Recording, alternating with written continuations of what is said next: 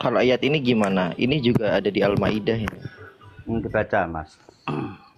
Barang siapa yang di antara kamu murtad. Ya ayyuhalladzina amanu Oke, bacain. mayyartadda minkum an kadinihi An apa? fasawfa An apa? Pelan-pelan, mayyartadda Mas. minkum Arabnya pelan-pelan. an dinihi fasawfa ya'ti. Baca pelan-pelan ya? Ya. Itu sudah pelan-pelan itu. Ya, coba. Mayyartadda minkum an dinihi fasawfa ya'tillahu biqaumin yuhijjuhum wa yuhibbunahu. Kesimpulannya ayat itu gini, Kang. Murtad dari agama itu gini maksudnya, bukan Islam terus keluar ke agama lain, itu murtad bukan gitu.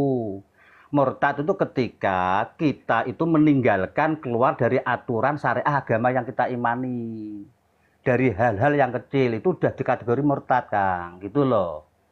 Contoh tadi ada yang dibilang itu kafir. Tadi lain Jakarta kan malah kafir, nggak murtad aja itu kan. Ketika kita sudah keluar atau meninggalkan aturan-aturan syariat yang kita imani, tapi tetap masih di dalam agama yang kita imani, itu sudah disebut murtad. Gitu loh, Kang. Saya boleh kembali sedikit mundur 2 langkah dulu untuk kita sebelum sampai ke surat Al-Maidah ini. Jadi Der minta tolong balik ke Al-Fat tadi.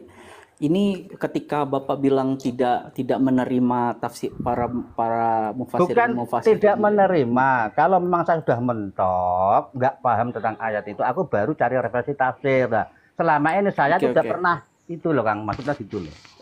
Enggak, soalnya di TikTok ini saya pernah ketemu juga orang yang tidak mau menerima tafsir itu ada saudara Majid sama hampir murtad, itu saya benci sekali itu pada mereka berdua itu ngawur itu pemikirannya. Makanya ketika Bapak gitu saya agak tendensi saya agak naik gitu, Pak. Saya minta maaf kalau ternyata salah, Pak.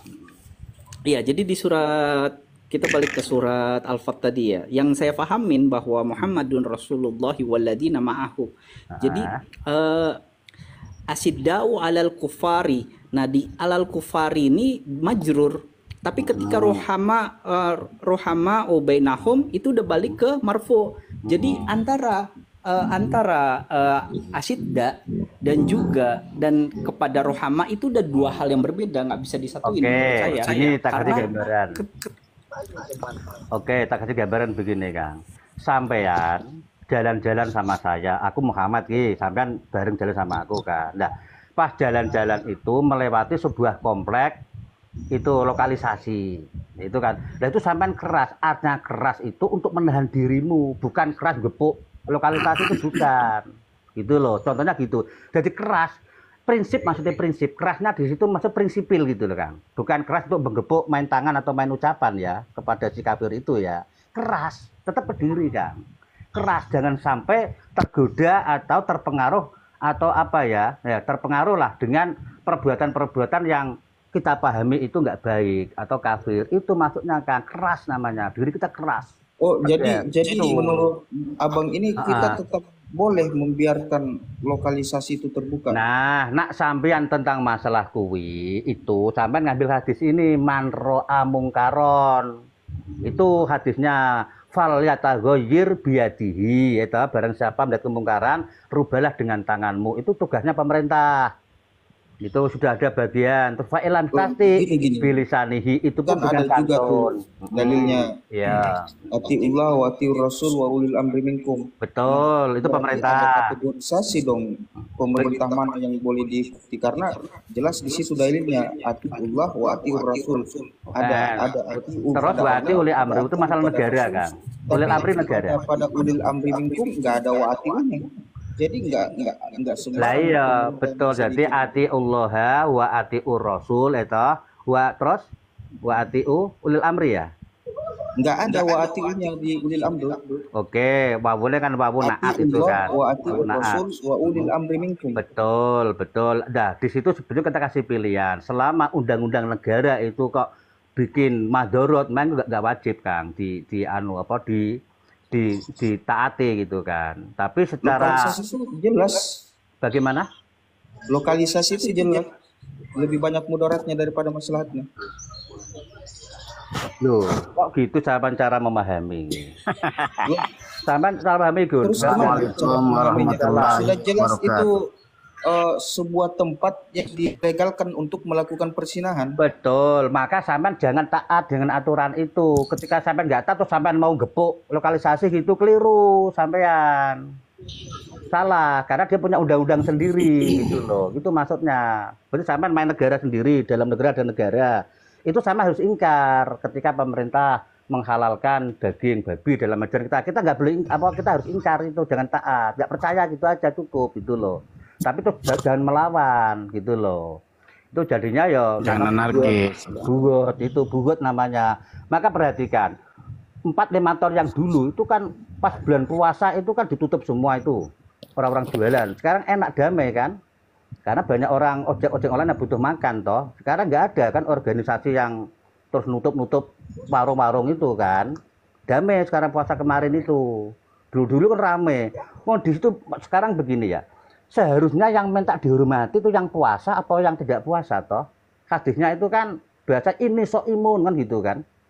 Salah, seharusnya orang puasa itu menghormati yang nggak puasa, itu namanya orang baik kita. Masa orang puasa minta dihormati yang nggak puasa? Gimana itu? Cara memahami keliru itu. Puasa kebutuhan kita, syariat kita kan minta dihormati orang yang nggak puasa. Nggak boleh gitu kan, biarkan aja gitu loh. Dia nggak puasa gitu kan. Jadi Saya gitu boleh kan. lanjutin yang Alfat tadi nggak? Monggo boleh, Sorry boleh ya. Kang Bagi. Sorry nggak Ya, apa-apa, santai jadi Kang. nggak apa-apa. Ya. Jadi kan asyidda walal kufar rohama bainahum tarahum.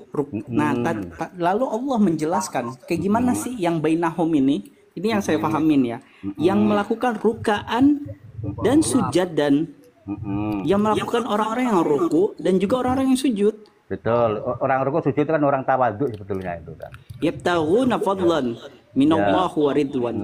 Begitu menurut saya. Jadi kita yang melakukan kekerasan ini, ketindakan tegas, itu ya berdasarkan orang-orang yang tidak melakukan sujud dan juga ruku. Ya orang-orang kufar.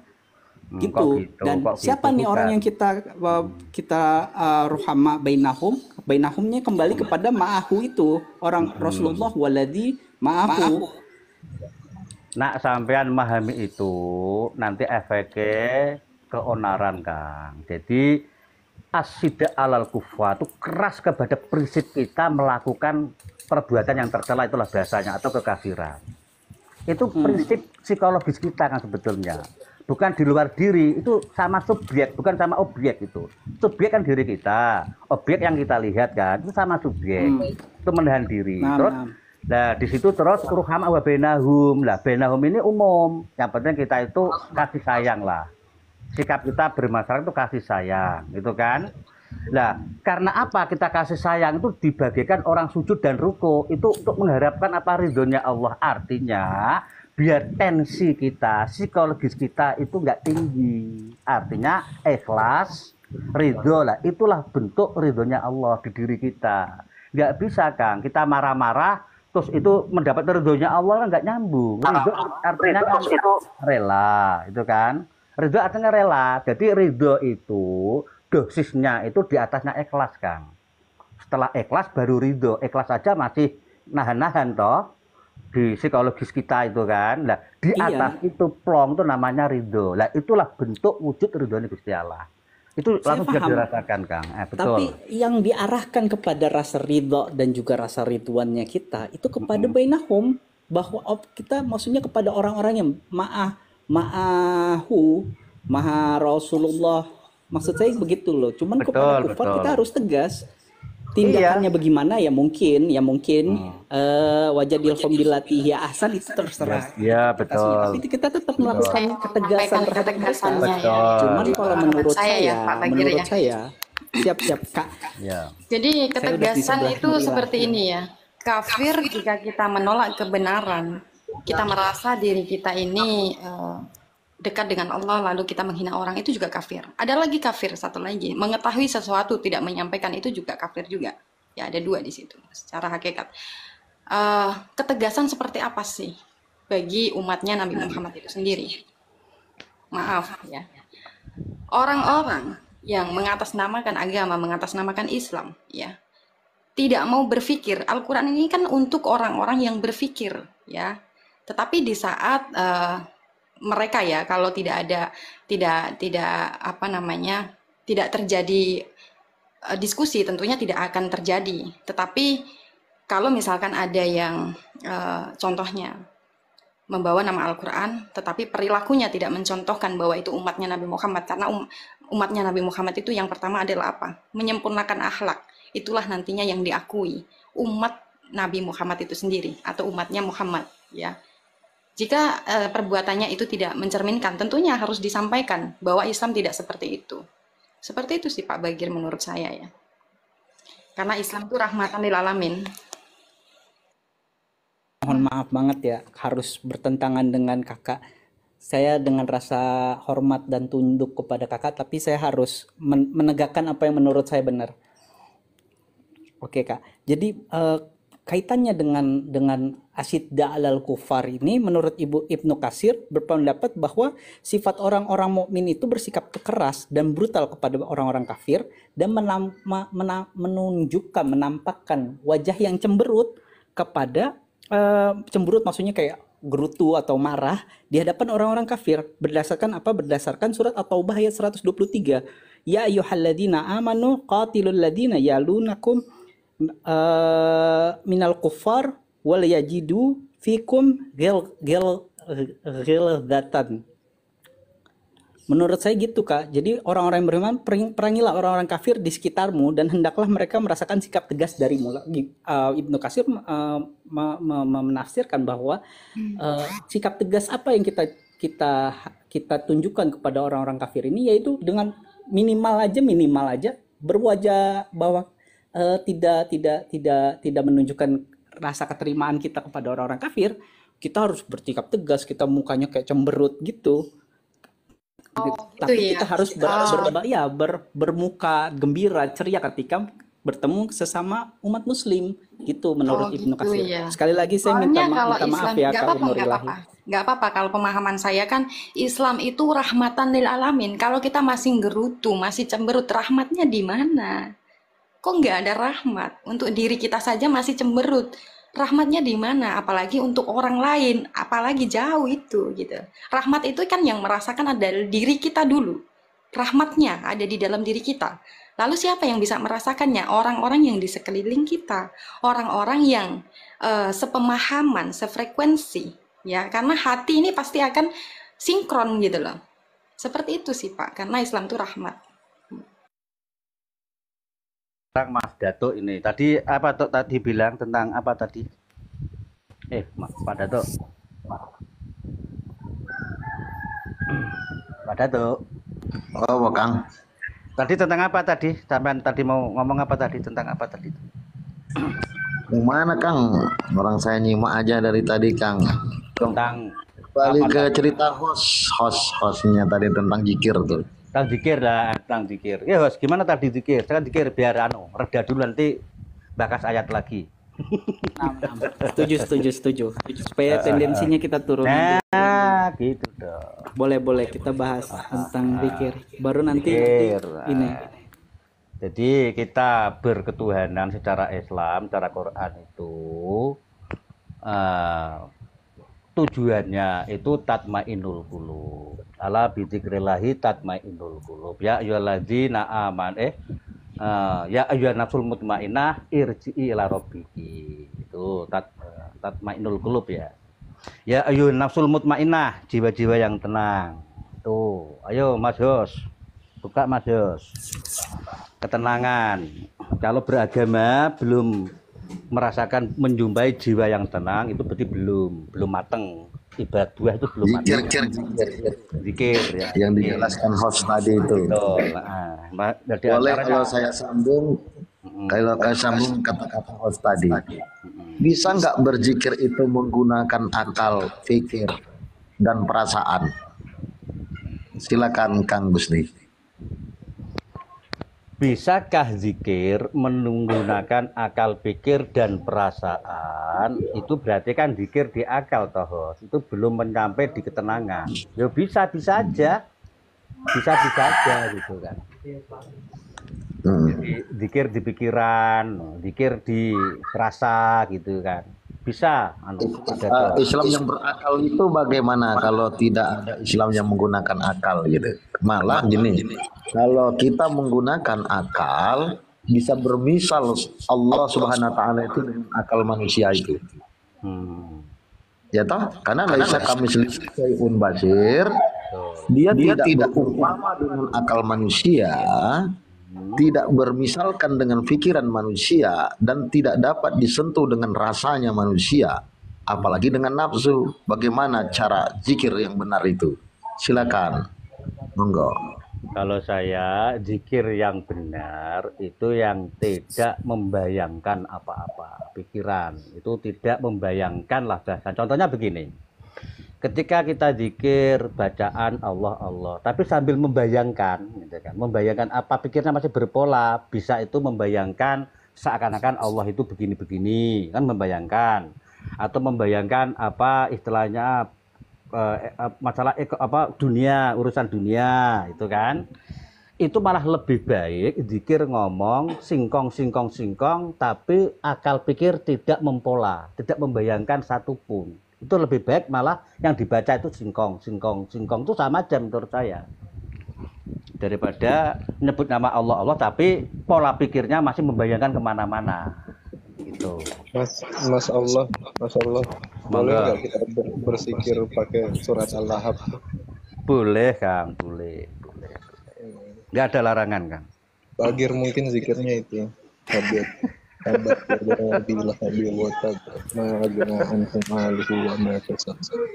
Loh, saya sama orang-orang yang mengingkari agama Islam itu saya nganggapnya kayak keluarganya Abu Lahab. Abu Lahab itu pamannya Rasulullah loh. Insya Allah. Ya. Bayi suci, bayi itu kan suci ya. Betul. Setuju ya, setuju. Kalau nggak setuju, stop dulu kalimat bayi suci. Setuju kulo mauludin yuladu alal fitrah dalilnya. Oke, supaya jangan ada pro kontra, berarti bayi itu suci toh? Betul, suci. Apakah dia menggunakan akalnya? Dia belum memfusingkan, betul. Bukan berarti nggak ada akalnya ya, belum menggunakan akalnya, betul. Karena belum akil balik toh. Baik. Apakah dia menggunakan pikirnya si bayi itu? Tidak, belum menggunakan pikirannya. Dan nafsunya tentu tidak berperan di sana, rasanya pun tidak lagi seperti kita. Betul. Ya, ya betul, belum. Ketika akil balik itu datang kepada diri manusia. Betul. Dan ketika kita beribadah, banyak yang menggunakan perbuatan akal, nafsu dan rasanya. Bagaimana seperti bayi suci tadi, Kang? Ya itu berarti belum suci. Apakah dikatakan orang yang sudah akil balik, dia menggunakan 4 atribut itu yang disebut kotor, ayat suci dikotori dengan 4 sifat yang ada pada diri tadi.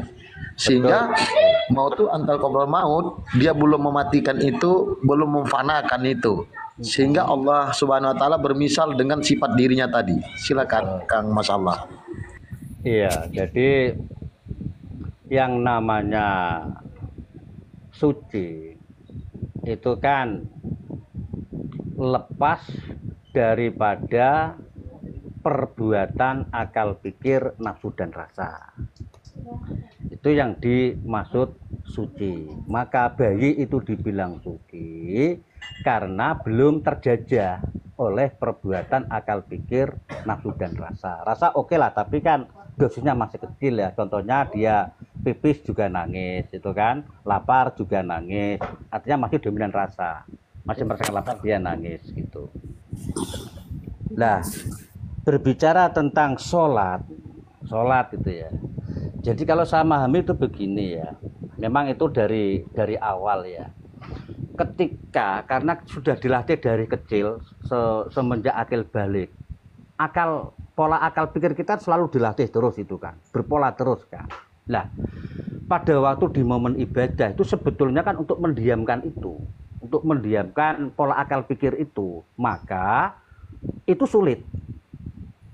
Setidaknya bolehlah berpola. Ini diskon ya, boleh berpola. Setidaknya masih di dalam aja. Dengan apa ya? Dengan doa-doa atau bacaan-bacaan yang di dalam sholat. Ya betul.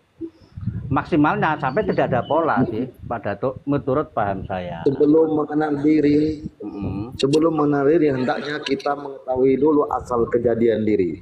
Betul. Sebelum mengetahui asal kejadian diri, hendaknya dari mana dulu sifat-sifat diri yang harus diukur. Itu kan masalah. Betul sekali. Dari mana sumber datangnya akal, nafsu, pikir, dan rasa itu? Agar kita khusyuk melakukan, dalam bahasa syariatnya khusyuk, dalam bahasa hakikatnya fana. Dalam amal ibadah tadi. Kalau dengan kata-kata itu tidak cukup. Betul. Kalau burung beo saja bisa berkata-kata, pintar dengan mengucapkan kalimat suci, namun diri kita belum suci. Artinya berkata benar, tapi kelakuan belum benar. Kan munafik tuh. Ya. Yes. Kita bercerita tentang praktek daripada narasi terlalu banyak. Betul. Bagaimana cara amal itu yang benar? Diam. Apakah masih menggunakan akal pikir, nafsu, dan rasa itu? Nak bahasa saya itu contoh mendiamkan. Contoh gini, Kang Gusti. Ya. Ya, lanjut. Monggo. Jadi yang benar menurut saya ya mendiamkan perbuatan akal pikir, nafsu dan rasa. Itu menurut saya tuh mendiamkan itu. Maka itu disebut khusyuk atau tumakninah atau apa itu istilahnya itu. Diam. Di situ. Saya mau tanya sama Mas Allah sama Datuk Pujangga tuh. Orang khusyuk udah pasti alim belum?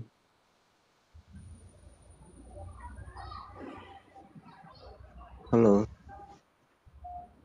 Ya. Ya Kang. Orang khusyuk itu udah pasti alim belum? Orang alim itu kategori yang maksud Kakang gimana? Iman, orang beriman atau orang alim? Ya orang alim setelah dia beriman lah. Masa alim-alim yang itu yang bisa nyetir pesawat ya alim itu. Bukan Ya. yang sedang kita bicarain. Orang alim itu kan sejalan dengan apa yang dilakukannya dengan perkataannya. Iya, kalau orang khusyuk udah pasti alim belum? Iya, itu dia. Wah, turun Kang Gustinya ya. Saya mengarah bertanya seperti itu kan. Contoh tadi misalnya orang yang dalam sholat, ya, pikirannya kemana-mana, akalnya masih berperan, berkehendak dengan kelakuan, itu kan bisa muncul dimensi-dimensi yang lain dalam amal ibadah itu kan. Atau kata lainnya bisa menimbulkan syirik khafi dia. Muncul yang mengganggu dari amal ibadah itu. Menurut Kang Cerah Baru itu kan belum tentu alim gitu ya. Nah, itu yang saya tanyakan kepada Kang masalah tadi gitu. Tentang praktik amal yang saya tanya, bukan di kata-kata. Begitu. Oke, yang lain silakan lanjut.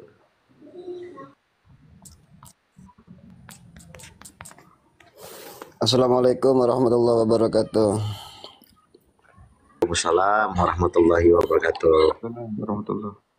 Mohon maaf nih Mas Datuk, Bang Cerah Baru dan semuanya. Ingin sedikit menjawab masalah apakah orang khusyuk itu pasti alim.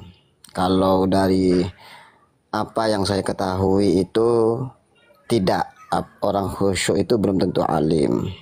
Karena ada hadis yang berbunyi naumul alim asyaddu minasyaiton minal abid min alfi abidin mutawarriin la'allahu, ya begitu ya. Tidurnya orang alim ini lebih ditakuti syaitan daripada ibadahnya orang yang 1000 orang beribadah tetapi dia tidak berilmu.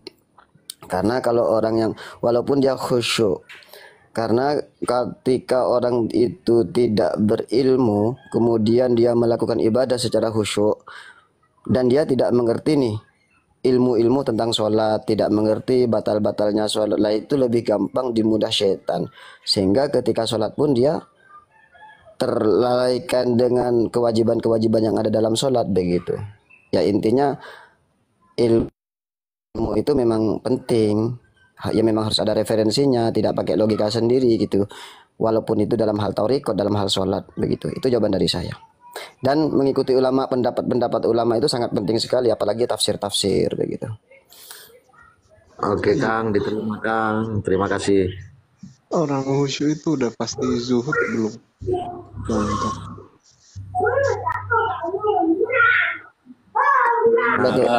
Salam. Mental batinnya ngedrop. Kita mengarah kepada kehusuan. Bahasa hakikatnya fana. Syariatnya adalah khusyuk.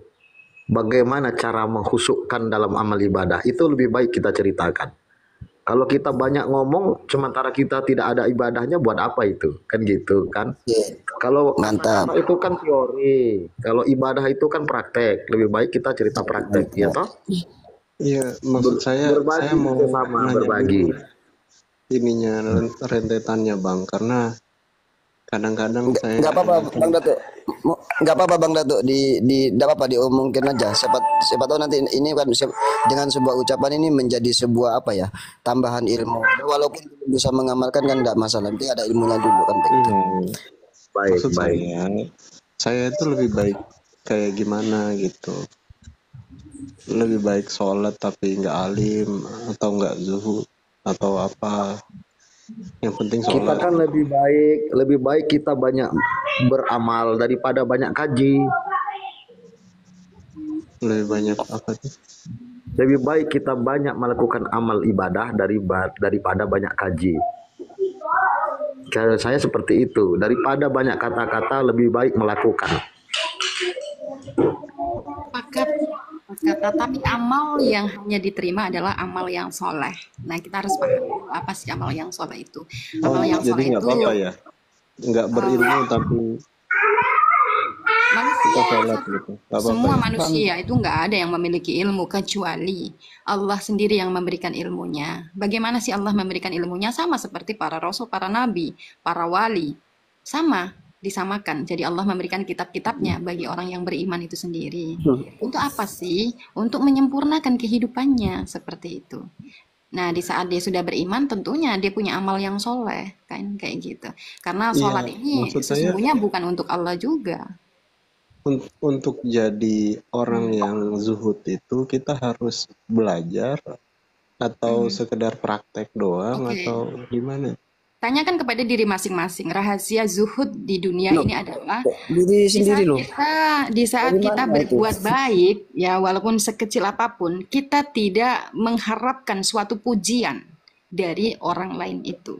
Itulah zuhud Ya dunia. enggak gitu.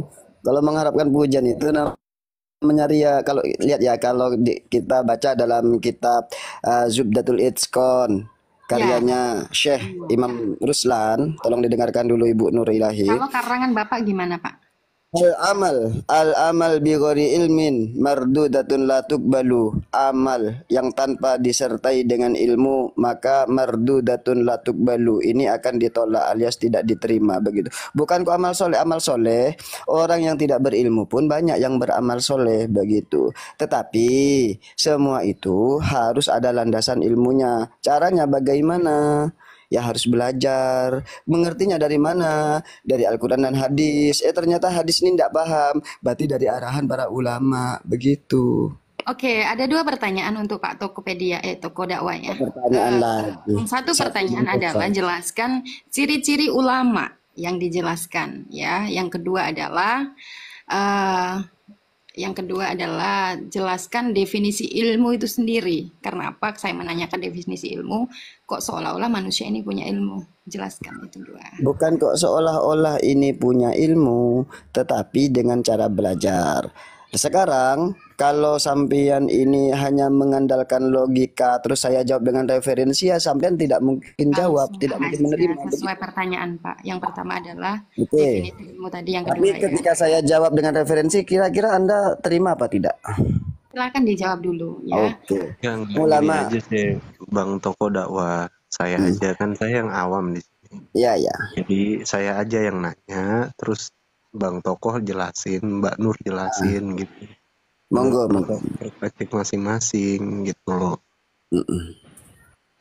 Ya tapi ini deh, nggak bermaksud menjengkal pertanyaan Mbak Nur. Silahkan tuh dijawab dulu apa yang dia katakan.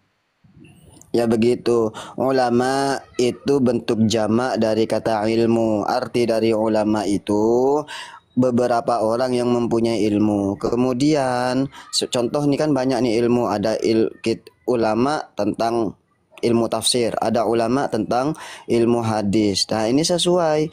Nah, kalau kita nanti mentafsirkan sebuah Al-Qur'an dengan pemikiran sendiri tanpa arahan ulama yang memang sudah ahlinya, maka kita akan terombang-ambing dengan logika kita sendiri begitu. Itulah ulama. Ulama itu ya orang yang mempunyai ilmu. Nah, ilmu sendiri apa? Idraku syai'in, menemukan sesuatu bi syai'in akhar, dengan sesuatu yang lain. Artinya ada bentuk usaha untuk memperoleh ini, maka ini ilmunya. Contoh, ketika saya ingin mempelajari sebuah mobil misalkan, maka kita tidak mungkin mengetahui cara mengendarai mobil kalau tidak mengerti ilmunya, begitu. Boleh tanya satu ya tentang ulama. Tanya lagi loh. Jadi Ini begini tadi Pak Pak, Cerah jadi belum begini, selesai. ini untuk keselamatan Bapak juga. Keselamatan Jelaskan satu ayat saja Allah, parameter logika. bagaimana ulama itu mendapatkan sebuah ilmu di dalam Al-Quran. Jelaskan satu ayat.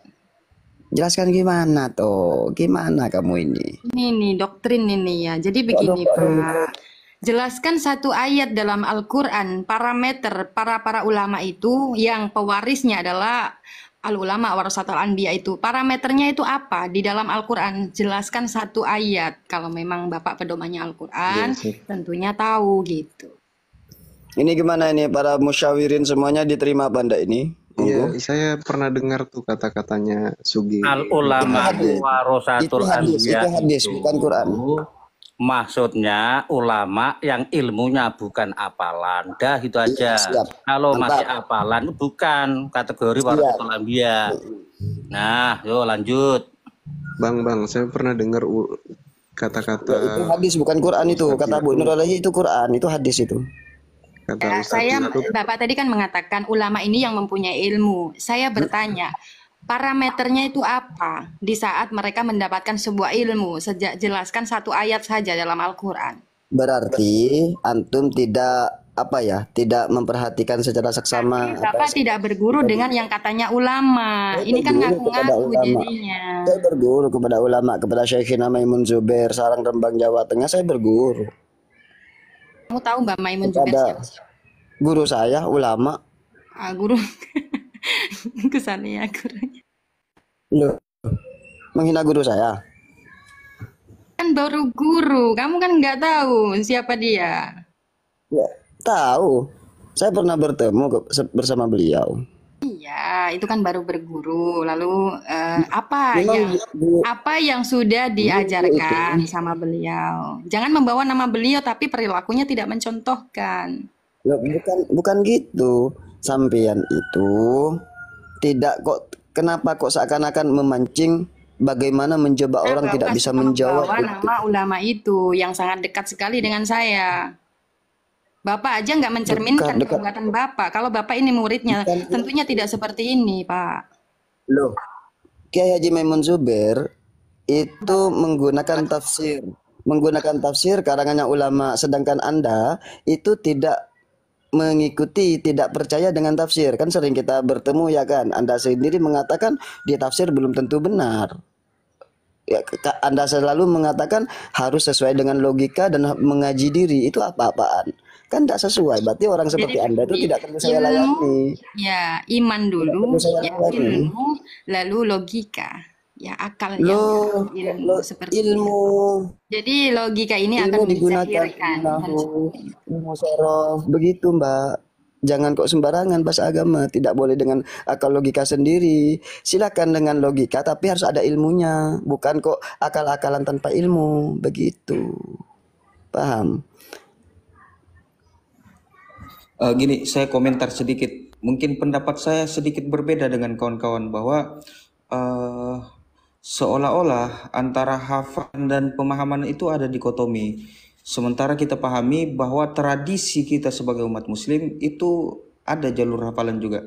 Terus yang kedua, mengenai iman dan akal itu seolah-olah ada dikotomi juga.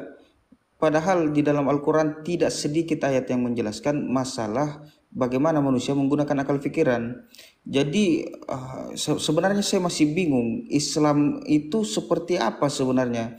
Di satu sisi ternyata hafalan itu tidak penting, di sisi lain akal itu justru tidak penting. Sementara kalau kita benturkan, kalau dari Bang Mas Allah justru lebih mementingkan akal itu. Karena kenapa? Pemahaman itu lebih penting daripada hafalan. Nah, sementara Bang Toko Dakwah mengingkari yang namanya akal, sementara akal itu melahirkan pemahaman. Jadi ada perbedaan pandangan di sini. Ya enggak. Silakan dijawab. Enggak. Oke, saya tanggapi. Enggak begitu. Saya tidak menyangkal dari kata Mas apa ini, Mbo. Kemudian yang saya katakan seperti ini. Silakan gunakan akal setelah Anda mempelajari ilmu. Contoh dalam Quran mengatakan semisal faghsilu wujuhakum misalkan. Ini kan sudah jelas ini. Basuhlah wajah kamu semua. Basuhlah. Terus kemudian akalnya mana? Gunakan akal. Kemudian ulama menciri-cirikan batasan wajah ini dari tempat tumbuhnya rambut sampai tempat tumbuhnya jenggot. Kan di Al-Quran tidak disebutkan seperti itu. Berarti di sini ada ilmunya dulu. Ilmunya faghsilu wujuhakum. Kemudian dicari batasan-batasan wajah. Begitu. Dari bentuk lebarnya mana? Dari tempat perbatasan kuping, itu batasan wajah. Kalau sudah luar dari situ berarti bukan wajah. Begitu. Kan di Al-Quran memang tidak ada. Kita ngerti batasan wajah itu ya dari ulama. Begitu. Nah, di sini antara ilmu sama akal perlu dipadukan. Artinya ilmu dulu, cari pengetahuannya dulu, kemudian gunakan akal. Itu maksud saya. Saya tidak menjangkal dari siapa ini Masya Allah ini, enggak. Sama sekali saya tidak. Siap. Menarik. Silakan Bang Mas Allah, gimana penjabarannya?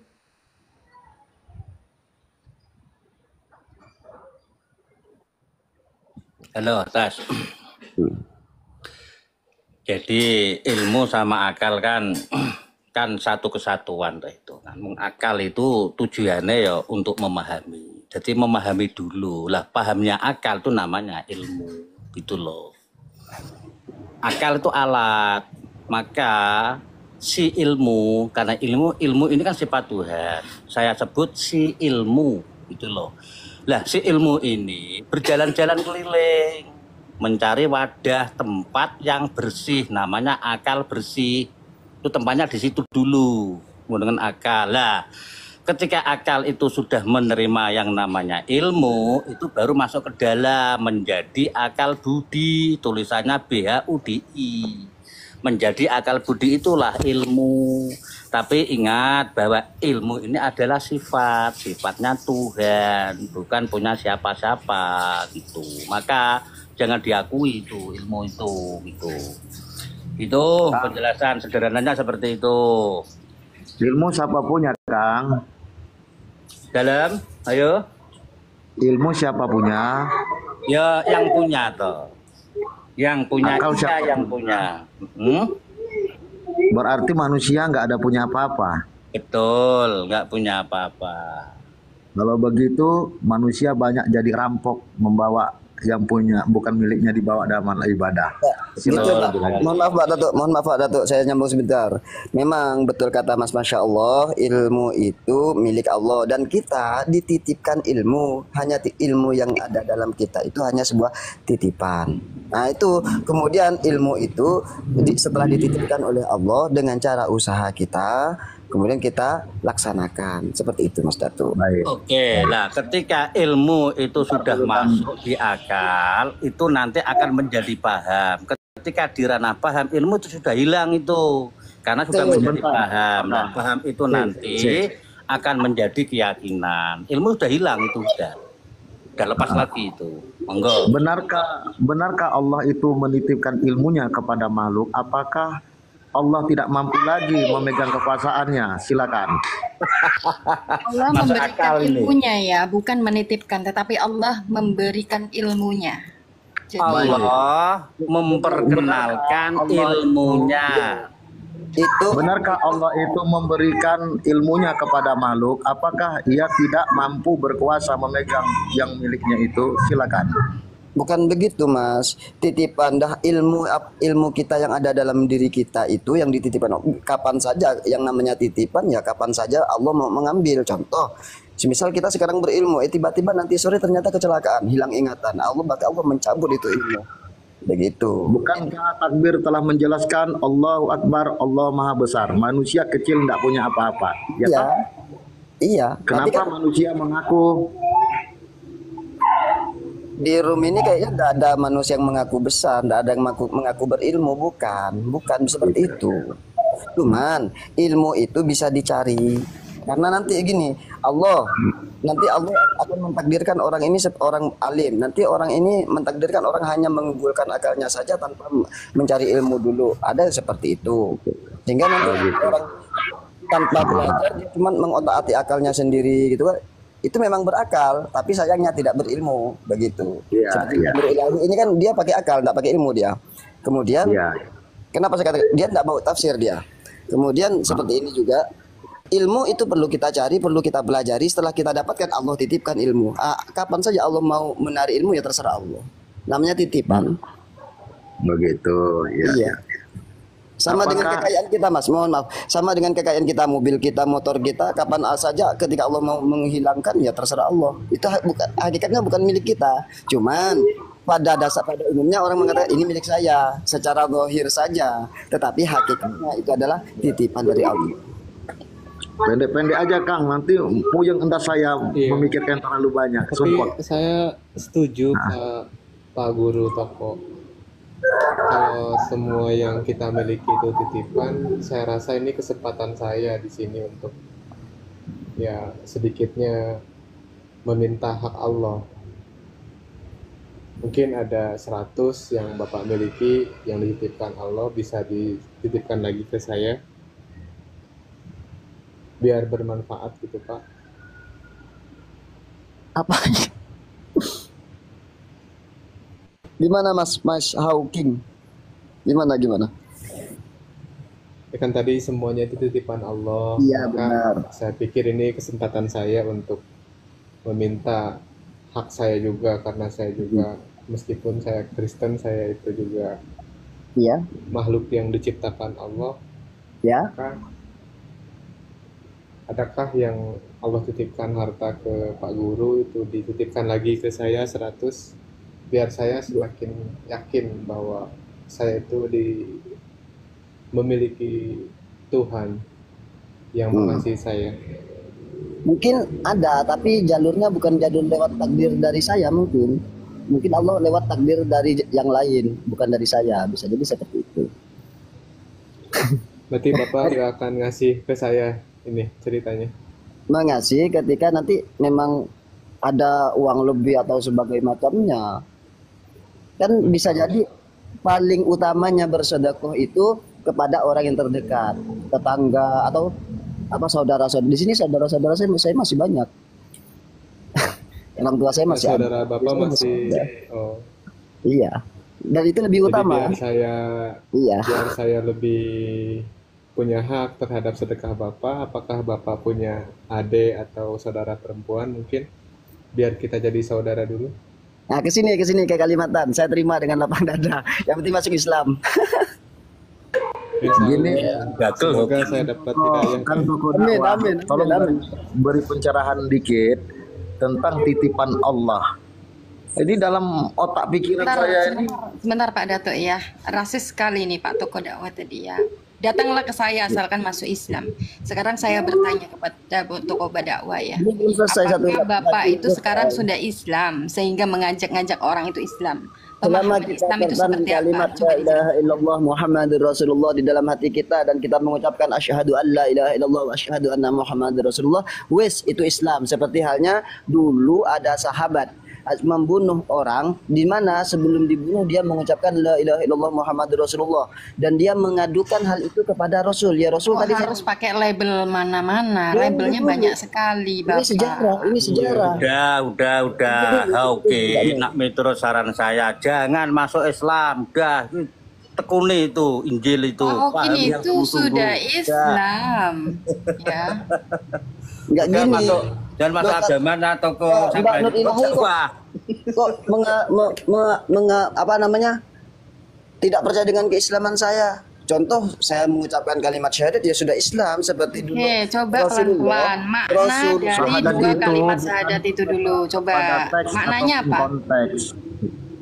Coba maknanya apa, Pak? Apa? Makna dua kalimat syahadat itu apa? Sudah naik, turun lagi. Sudah mau naik, turun lagi. Memang seperti ini dia, pakai logika. Enggak, jadi dua Tidak, kalimat tidak. syahadat itu ya, itu kan hanya sebuah referensi bacaan Pakai itu. logika ya, untuk pakai menguatkan logika ya. kita. Mana Tapi bagi referensi? orang-orang yang ingin menyelamatkan dirinya, maka itu diwujudkan kayak gitu. Gimana wujudkannya? Lah Bapak beriman enggak? Tolong Loh, Pak loh. Toko jangan seperti Islam? itu pertanyaannya. Enggak, Guru Islam saya- iman ini levelnya berbeda. Islam memang belum tentu Anda imannya pikir kuat. Anda Begitu. pikir iman berlevel itu seblak maici ada level 1 sampai 15.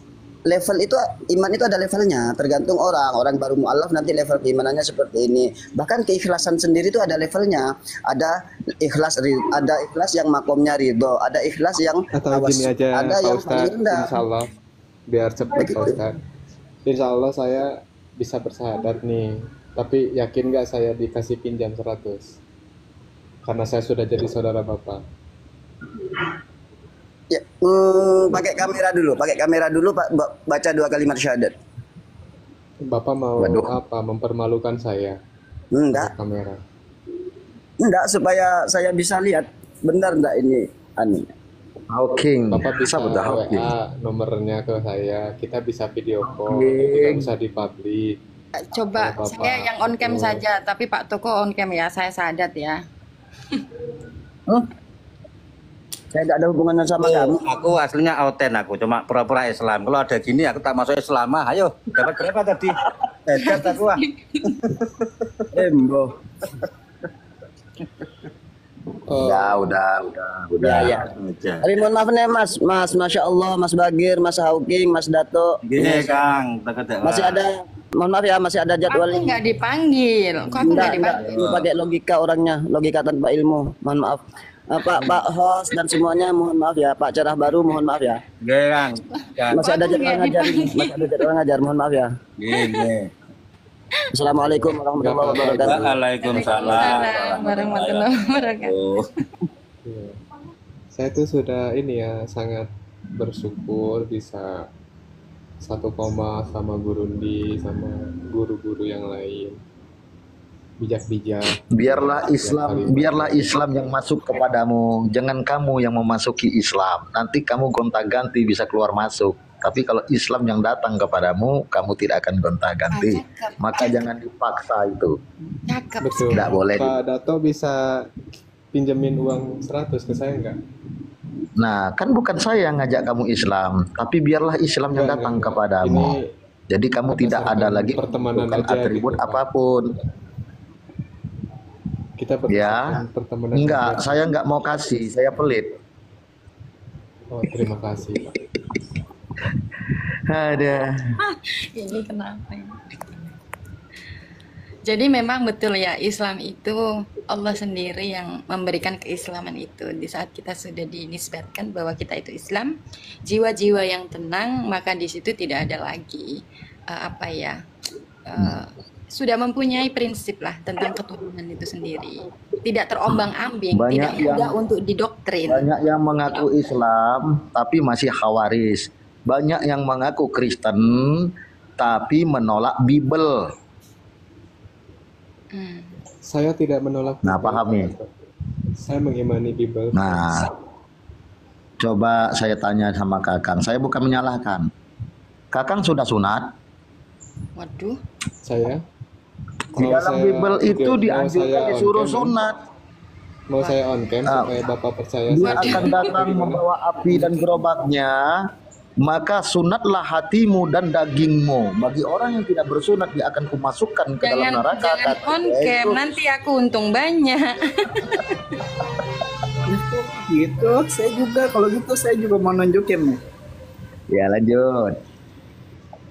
Pak Dato, Assalamualaikum kalau kita warahmatullahi bahas wabarakatuh. itu, Waalaikumsalam. jangan sampai Selamat jangan siang sejahtera sampai semua. nanti Selamat siang. Kan Bang benar Okin, Bang kan? Okin, ini. Bang Okin.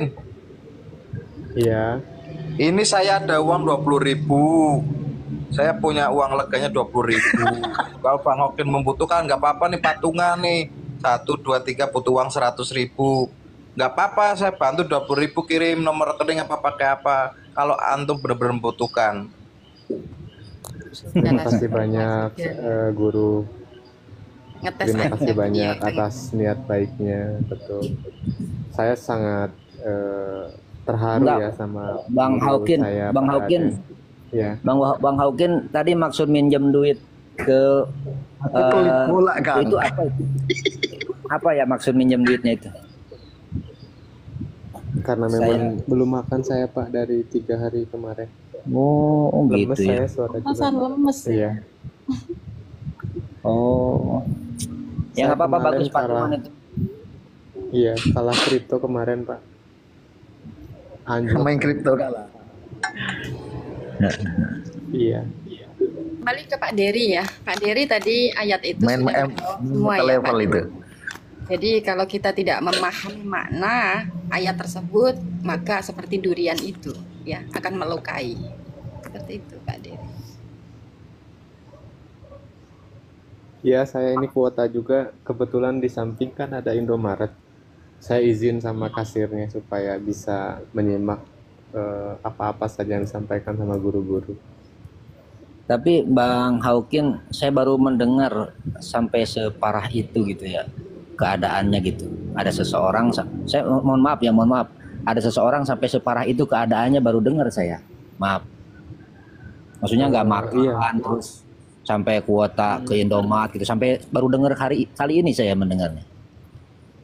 Ya, karena mungkin ini kan saya menerima kesalahan saya juga.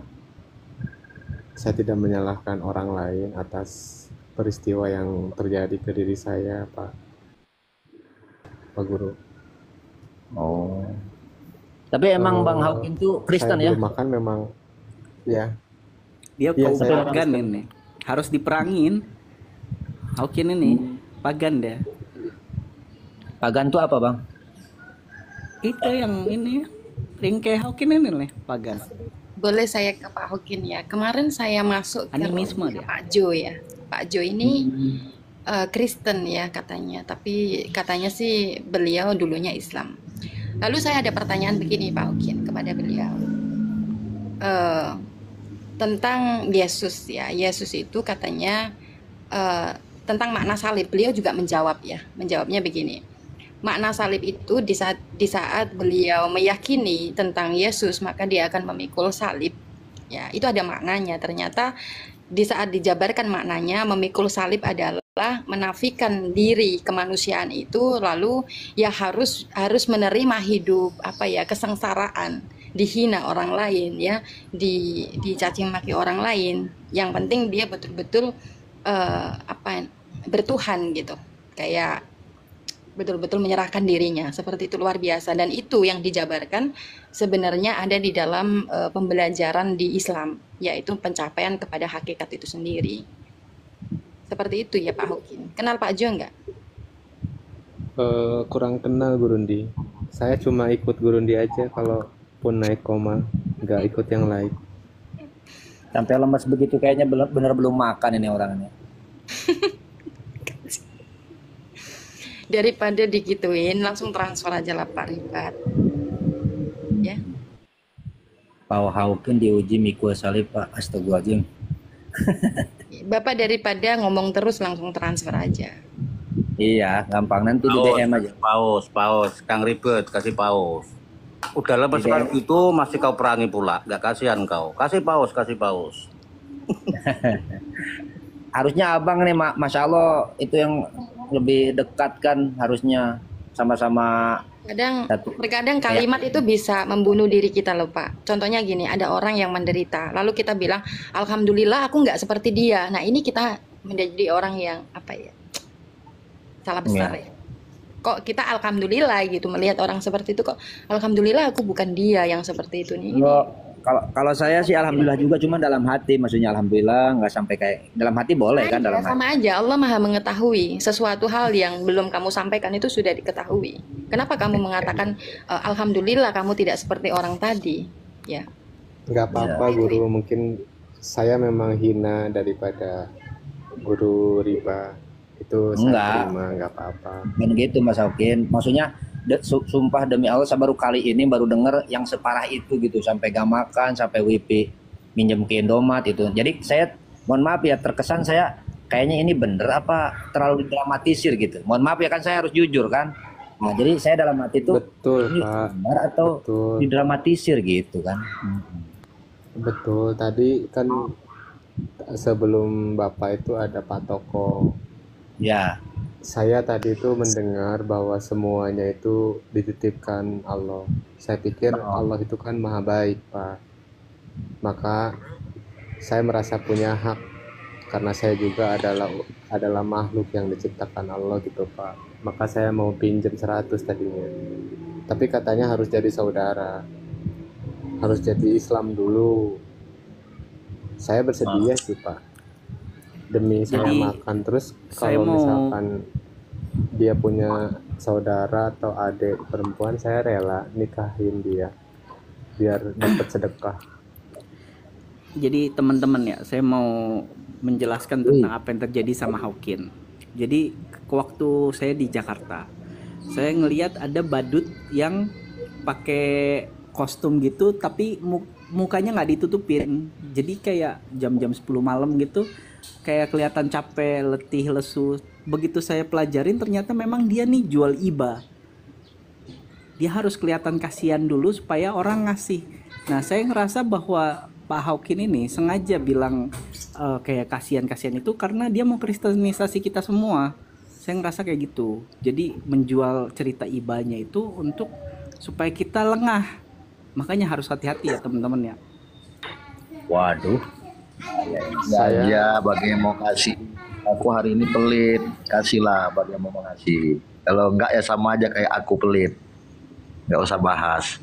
Ikut aku ikut pelit lah. Ya kan tadi sudah terjawab ya Pak Bagir ya. Banyak ngapunten ya, itu oknum saja ya, seolah-olah sudah paham Islam lalu mendiskriminasi orang lain, seolah-olah harus begini, itu kan fanatik sekali ya. Padahal kita ini yang sudah beragama Islam belum tentu kita ini bisa selamat. Ya, belum tentu. Walaupun beragama Islam di KTP belum tentu bisa selamat. Jadi harus hati-hati. Pak Bagir memang sudah ada pengalaman begitu Pak Bagir. Kira-kira. Oke. Ya, Bapak. Mau kata orang-orang situ jual kesedihan, mau apa ini, saya ada 20.000 daripada dipakai gift nanti kepotong. Saya kirim pakai dana aja nggak apa-apa, 20.000 bisa buat makan. Allah kasih keikhlasan di saya untuk mengasih itu 20.000. Kalau memang antum benar-benar kesusahan atau nggak kesusahan, ini ada 20.000. Terima kasih Bapak, jazakallah. Nanti saya kirim harus daftar dulu DM. Kalau dana ya. Dana 20.000 saya kasih. Mau situ jual kesedihan, mau nggak jual kesedihan, duit 20.000 tidak bikin saya miskin. Iya, Masya Allah. Saya sangat berterima kasih ke Bapak. Berarti saya daftar dulu. Kalau bisa ikhlas aku, yang ikhlas silakan dikasih. Aku belum bisa ikhlas hari ini. Nggak bisa ikhlas Bang Dato ya. Belum, nggak bisa dipaksakan ikhlas itu. Yang ikhlas ya nggak usah dibahas, ya transfer aja. Silakan. Berarti ngasih juga nggak bisa dipaksain dong kalau gitu ya. Ya iya. Yang nggak mau ngasih jangan ngasih, nggak usah bahas ikhlas, nggak usah. Kayak yang mau ngasih. Iya. Itu aku belum bisa ikhlas hati. Ayo Den, cakep Den. Kan jujur sih, aku kan jujur, aku pelit, belum ikhlas. Tadi yang kan udah yang ikhlas Pak kasih Toko aja. sama Pak Riba. Kan Pak Raden nggak dijawab. Saya mau ngasih ke Iya, Hakim, cuman saya mau dia pakai kaos yang bertuliskan saya sudah dikasih 20.000 oleh Bagir. Al Bagir 05. Saya mau kayak gitu. Pakai selama 1 minggu. Nah, Boleh nggak? ini itu mempermalukan saya, Pak. bukan Kalau bukan tidak ngasih saya mempermalukan nggak maksa Hokin, juga. bukan. Tapi Pak Bagir mempermalukan dirinya sendiri. Tadi membahas tentang zuhud, tetapi ternyata zuhud itu kan kebaikan kita. Itu kalau bisa jangan dinampakkan. Kebaikan kita berbaik sama orang, tidak mengharapkan suatu pujian. Itulah zuhud. Tapi kita nih berbaik, kita zuhud ini kepada diri sendiri dan kepada sesama umat muslim, Kak. Cuman kalau kepada musuh kita ya kita harus bertindak tegas tadi. Balik Gak gitu lagi. juga, Baba. Apalagi Fanatik model-model dengan agama Hakim. boleh, tapi jangan fanatik dengan zahirnya. Jangan. Fanatik dengan agama silakan. Dengan zahirnya jangan. Gitu. Ini Kak, DM aja nanti Bang Haukin. Ada Masa tambah. Bagir mau sedekah kamu Muslim atau Kristen? Yang datang Kristen nggak jadi masa gitu. Iya. Iya, Pak Rival. Insya Allah saya DM. Iya, maksudnya Bang Bagir tolong diperjelas itu modus atau bagaimana maksudnya gitu Bang Bagir? saya curiganya modus. Ini saya segala sesuatu yang keluar dari orang-orang yang saya tidak kehendaki itu Jangan diduga, itu nggak boleh menduga. Ya kok iya. Nah, kalau ikhlas transfer, aku nggak ikhlas, belum, masih pelit. saya Ya, bisa ikhlas kalau saya tahu dia ini siapa. Masalahnya saya kenal enggak. Saya nama aslinya aja nggak tahu. Gimana jangan caranya kita bisa menduga. ikhlas, Kak? Kita nggak tahu hati Apalagi keluar seseorang. dari mulut-mulutnya yang kayak begini. Nggak boleh. Nggak bisa saya. Jujur Lebih ya, baik saya jujur saya aja. minta maaf kalau ada yang nggak terima. Nek orang Saya manusia kalau mau belajar ikhlas harus ketipu dulu, Iya. baru belajar ikhlas. Gitu ya. Ya Oh, iya. gitu. Ini Bisa cocok nih menyikapi itu Raden enggak? nih, dapat Katanya janda ujian ini si dari Raden Allah. nih. Allah. Ya, cocok Raden ini, cocok ini, dapat janda kamu Raden. Harus ketipu dulu maksudnya gimana Bang Raden? Jangan Harus tertipu Pak Raden. Ya, itu antum mengatakan itu takutnya apa benar atau tidak ya, kalau mau ngasih kasih, mau itu terlebih dia mau nipu mau enggak ya udah ngasih kelas 20.000 ngasih berapa ya terserah, udah nggak usah saya dipikirkan mendingan urusannya dia kasih- mau nipu mau dia saya penjahat mendingan- mau apa. saya ngasih Masalahnya tadi Pak kepada Hukin itu jawabnya sama umat Pak Muslim. Toko, bukan sama kita gitu loh. Itu kan suatu pembelajaran, jangan di Dia berbicara di Komal, dia menunjukkan kesedihannya di sini. Nah, terus kita sebagai manusia punya hati nurani, kasihani dia. Toh 20.000, saya ikhlasnya 20.000, toh yang mau 100.000, ya monggo. Yang penting dia sudah menunjukkan kesedihannya dia, entah mau jual mau enggak. Kita bisa bantu, nggak bisa bantu ya udah nggak apa-apa. Saya Jadi gini, koreksi Pak tadi ya, saya koreksi ya. Bukan menjual kesedihan, adanya diskusi seperti ini. Tadi kan dari Pak Toko katanya Allah itu menitipkan, ya menitipkan rizki, menitipkan ilmu. Nah di situ Pak Hukin mulai bertanya, kalau memang Pak Toko ini dititipkan oleh Allah, saya mau minta dong bagian saya. Mungkin ada titipan untuk saya, 100 aja. Nah ini kan diskusi di situ tadi. Tapi Pak Toko tidak mau. Kalau mau 100 harus on cam dan harus syahadat. Nah ini kan rasis sekali. Kayak gitu. Nah, kalau itu nggak boleh memaksa dia untuk masuk. Kan agama tidak ada paksaan. La ikraha fiddin, tidak ada paksaan dalam agama. Mau masuk Islam, tidak mau masuk Islam juga tidak ada paksaan selama yang di luar agama itu tidak menyerang, begitu aja. Kalau dari saya mah. Kalau menurut saya gini, kalau seandainya mendingan kita ngasih kepada orang yang jelas-jelas saudara kita sendiri yang membutuhkan. Misalnya ada 2 orang, modelan kayak Haukin ini sama ada saudara umat muslim dari kita Contohnya yang aku sama-sama lah, aku sama kesusahan. Hokin. Yang mana yang dikasih? Nur Ilahi atau Hokin? Nur Ilahi lah, jelas lah. Jelas, Kak. Kalau yang kayak Haukin gini Ngasihnya kan masih milih-milih di situ. iya, justru gitu.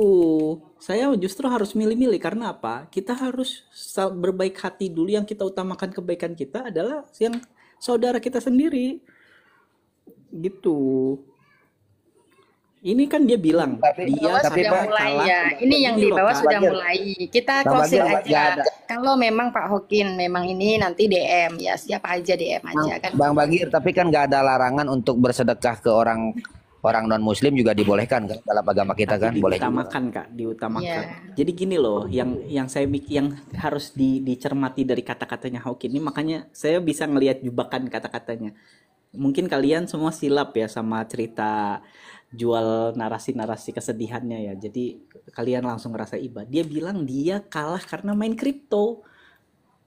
Itu kesalahan dia sendiri. Kenapa berjudi? Harusnya kita arak, kita telanjangin, kita arak.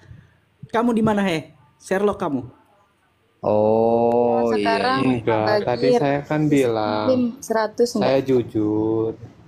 jujur, saya tidak berbohong. Kenapa nggak bisa makan? Kenapa sulit? Karena saya kalah kripto. Itu kan jawaban saya yang memang apa adanya, Pak Bagir. Kalau Iya sih. saya ngarang-ngarang cerita kan dosa juga saya. Saya takut Ya sama Tuhan makanya ini Yesus, Pak kesalahan Bagir. kamu sendiri. Harusnya kamu laparnya tuh 1 minggu karena kamu main judi. Coba kalau kamu nggak ini 3 hari itu masih untung. Kamu kalau tetangga saya malah siram air kamu. Waduh, kok galak? Siapa suruh kamu main judi? Dia main Tapi kan judi, udah Kak. terlanjur Bang Bagir. Maksudnya udah terlanjur. Jangan Bagaimana? diperolok-olok. Kalau nggak ikhlas kayak saya udah, berarti sama aja kayak saya. Yang ikhlas aja ayo transfer. Jangan Bang Bagir, tanggung-tanggung. kan dia memang sudah mengakui kesalahannya, terus gimana? Maksudnya kan roda nggak bisa berputar kembali ke belakang kan? Saya jadi bingung, jadi gimana ini?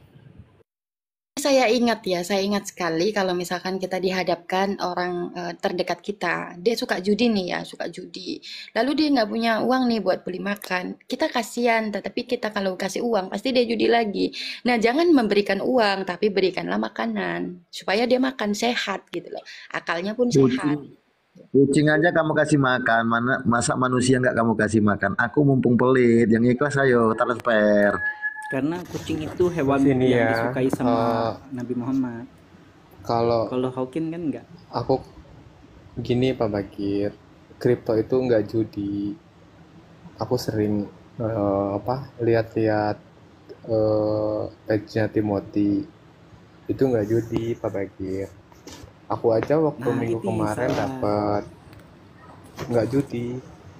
Salah. Ini pemikirannya salah. Itu Untuk kita teman-teman yang nggak tahu, beli saham. Timothy Dia Ronald tahu ini jenis-jenis dia ini apa, jenis forex itu. Hawking. Iya. Jadi gini, buat teman-teman yang nggak tahu Betul, Timothy Ronald Pak itu Dato. dol modil, sesat dan menyesatkan. Salahnya dia harus mengikuti kata-katanya Timothy Ronald, harusnya mengikuti ulama-ulama kita. Itu loh maksud saya. Kenapa harus ngikutin kajiannya Timothy? Dia udah punya McLaren. Anda kan masih belum ada kan, Pak Hawkin? Setahu saya ya. Atau kamu punya McLaren, mobil McLaren? Nggak punya kan? Enggak Makanya Pak, ngapain aku kamu aja ngikutin makan orang-orang itu. seperti Allah itu? mau nggak transfer? Hostnya Aku makan Kak Nur itu. Tahi, Begi, Ribet, Raden mau nggak ngasih? Kalau aku nggak ikhlas belum hari ini. Ya gitu aja, gampang.